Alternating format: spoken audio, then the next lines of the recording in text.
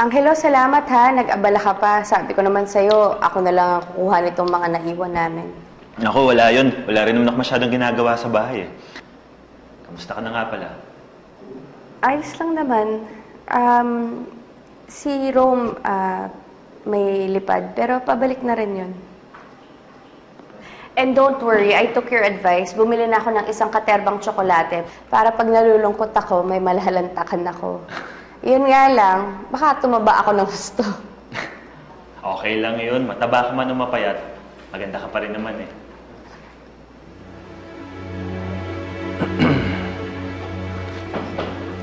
Rome, nandiyan ka na pala? Oo, kanina pa ako doon. Mukhang masarap ang usapan ni Angelo.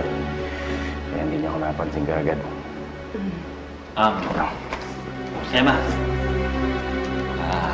I have to go. May usapan pa kasi kami ni Flor eh. Rome, mauna na ako. Salamat ha.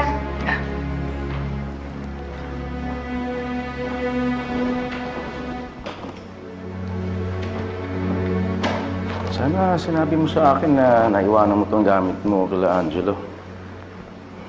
Sana ako na kumuha. Hindi na lang niya hinatid dito. Okay lang naman daw eh. Wala naman sigurong masama doon. Alam mo, Emma, sa tingin ko, may gusto sa'yo yan. Alam mo, Rome, hindi totoo yan. Mabait lang na tao talaga si Angelo. Emma, lalaki din ako. Alam ko kung ang lalaki tumingin sa isang babae kung may gusto o wala. At yan, gustong-gusto ka niyan. Gandang-ganda yan sa'yo. At ito naman, kinikilig ka naman. Teka nga muna.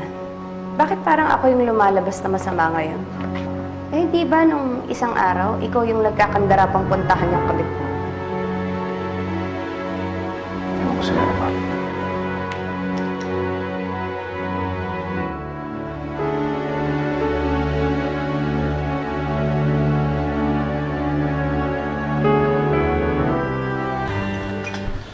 Bes, pakisabi nga pala kay Angelo, pasensya na dun sa nangyari sa isang araw.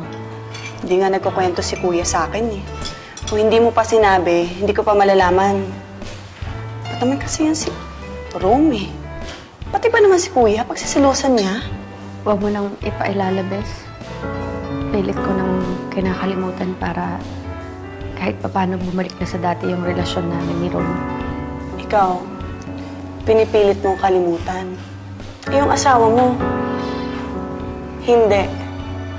Eh, di ba sinasabi mo pa, pinupuntahan pa niya yung kabit, di ba? Huwag na lang natin pag-usapan, Bes.